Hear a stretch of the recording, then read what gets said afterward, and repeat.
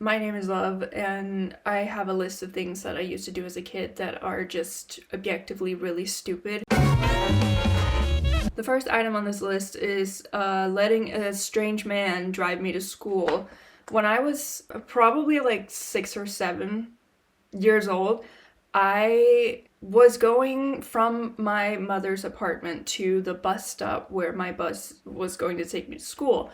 And I missed it because I was too slow. And I was sobbing loudly as I was walking down the street because I was scared that my mom would be upset with me or whatever. I'm not really sure. I don't really remember. I walk past this like car repair shop and a young man comes out and he goes, "Are you okay? Like, why are you scream sobbing on the fucking sidewalk?" And I'm like, "I missed my bus. Oh, and I have to go to school. Like, my mom will be so mad at me." Da, da, da. And he was like, "Well, what school do you go to?"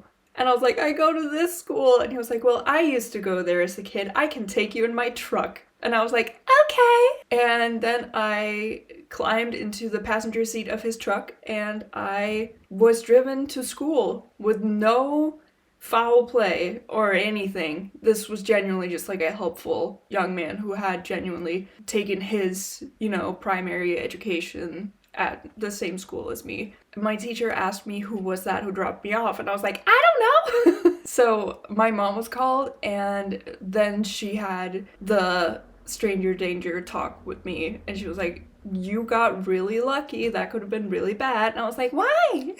He was so nice. The second item on the list is I used to collect snails, and I was just very fascinated with snails as a child. As a toddler, I ate one. I don't remember eating the snail. I don't remember what my thought process was up until the point of me putting it in my mouth and like chewing on it and stuff. I only know this because my mom told me, and I have, maybe it's like make believe, but I do have like a sensory memory of what it's like to chew on a cold snail with a shell on. But that could be a lie that I'm telling myself. I don't really know. I would put snails in my pockets. I know I've seen some discourse online where people are like, "Why do babies need pockets? Like, why do they need pockets? Like, they don't have tiny baby keys." Like, for snails, evidently. I would put snails in them and I wouldn't tell my mom, and she would put her hand in my pocket to empty it when she was going to throw it in the wash, and she would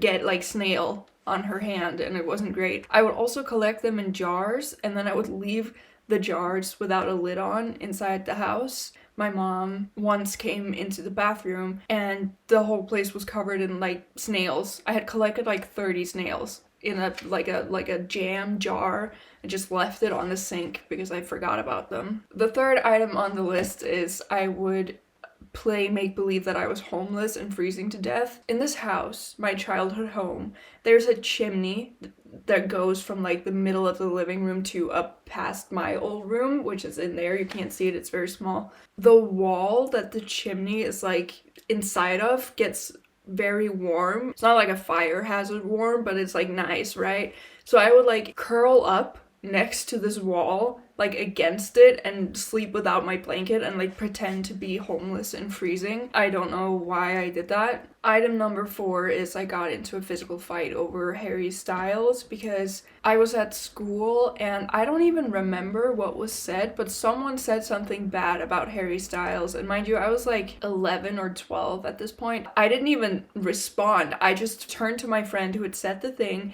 and I just hit her. I still recall to this day like the pure, just like ancient rage inside of me because I needed to defend Harry Styles.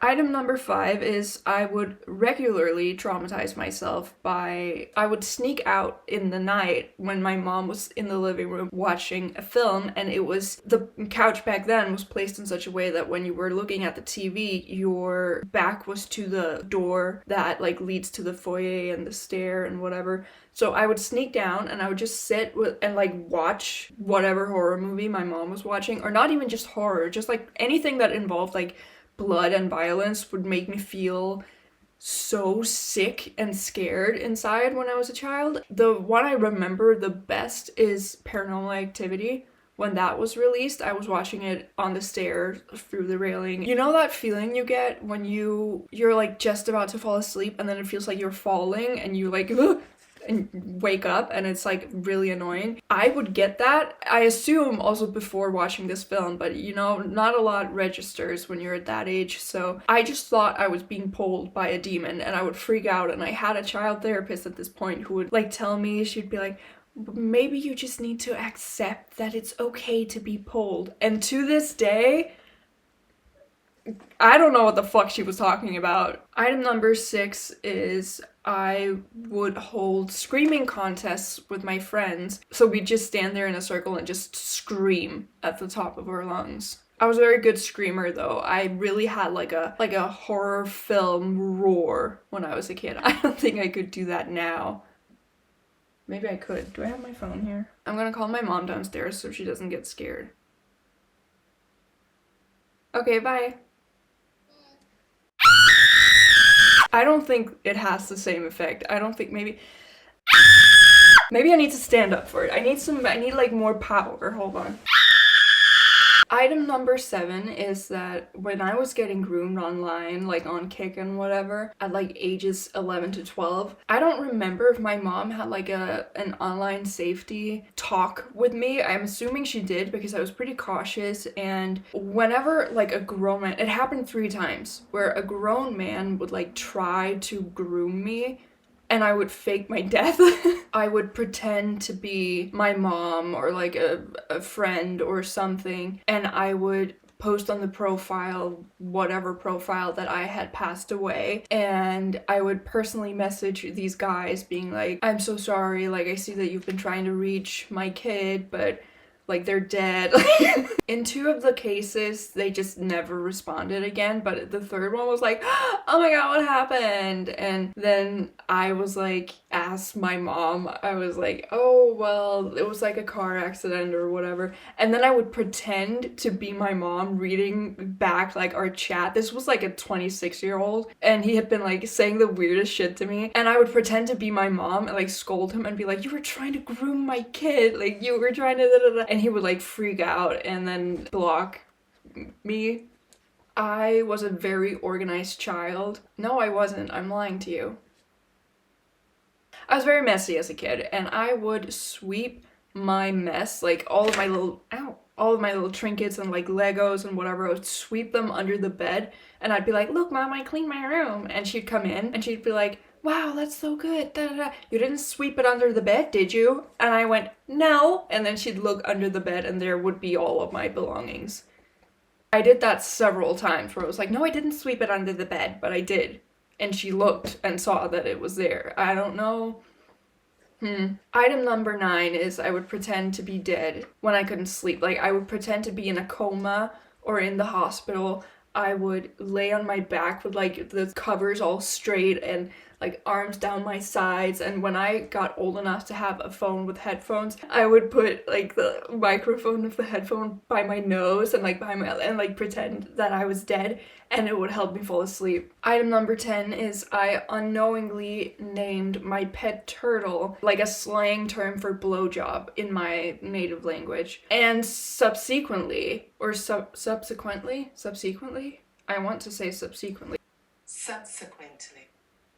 Following the naming of my turtle, I would then name my first Twitter account Blowjob Lover, and I didn't know, and when my mom saw it, she freaked out. She was like, why would you call yourself that? What is wrong with you? Item number 11 is I told this kid in my grade that we should date because we both wore glasses, and I think we were 8 at the time, and when he was like, no, I don't like you, I was like, you're gonna regret that. Not sure what I meant by that, but I don't know, maybe he's dead now, so maybe I was right, I don't know. Item number 12, I used to smoke notebook paper because my mom was an avid smoker, so I would roll up these little like fake cigarettes and my friends and I would light them on fire and like smoke them. Like there was nothing in it, but like the smoke from the paper, and it didn't feel good, and it made us cough, and we didn't really understand, like, there's also ink on notebook paper. It was like lined. You shouldn't smoke that. But we didn't know anything about that. And we also didn't know what cancer was. So if I die of lung cancer, it will be my own fault. Item number 13, I would pretend to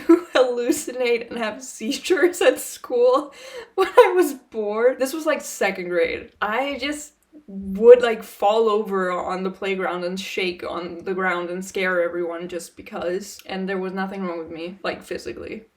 Number 14, this is like way back. I believe I can't have been more than 5 years old. I would have like gay thoughts about Stella from Winx Club specifically, and I didn't know what like sex or romance or anything was. I had seen like non-explicit sex scenes on like TV, like what, you know, like people just like laying on top of each other and kissing, whatever. I would lay in my bed and I would imagine that Stella from Winx Club was just like floating above me and like smiling at me. And I was like, after that, I would feel such a like heavy shame and guilt.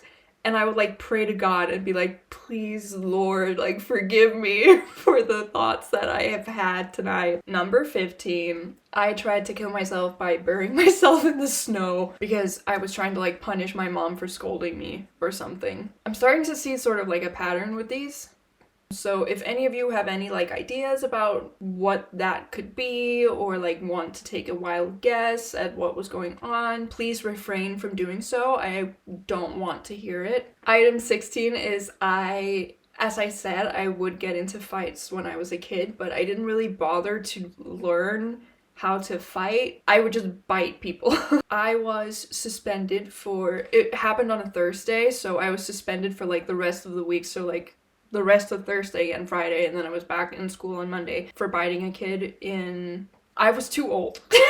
Item 17 is I would record myself singing, and then I would listen back and I would realize that it sounded really bad, and then I would be so upset that I would continue to record myself singing, trying to like make it sound better, but I was also sobbing at the same time. Somewhere in this house there is an old brick of a phone full of recordings of me crying and singing pop music. Item number 18 is we got an assignment in 3rd grade. We had to make like a drawing that represented us as a person or whatever the fuck.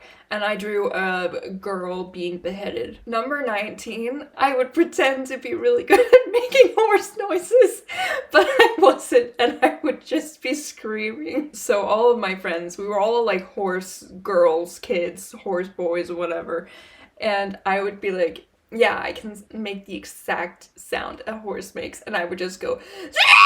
Number 20 on the list is I would have this. Obviously, this is like an anxiety thing that manifested in like a silly way as a kid, but I was terrified that a sloth was following me around as a kid, and that if I stayed in one place for too long,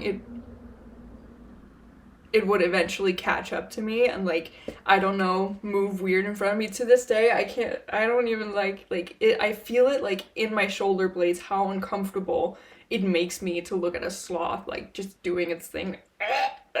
I can't deal with it. It's so disgusting. But as a kid, I would like have this idea that it was somewhere. It's sort of like the you're immortal, but if the snail touches you, you die. Sort of like that, but with a sloth. And also, I had no benefits. I was not immortal. I was not anything. There was just like a sloth out there who wanted to harm me. At night, if we were driving at night, I would sit and like stare out of the back window because I was trying to like see if I could see the sloth. I have been diagnosed with anxiety as an adult. I saved the best one for last because this one... Who was that?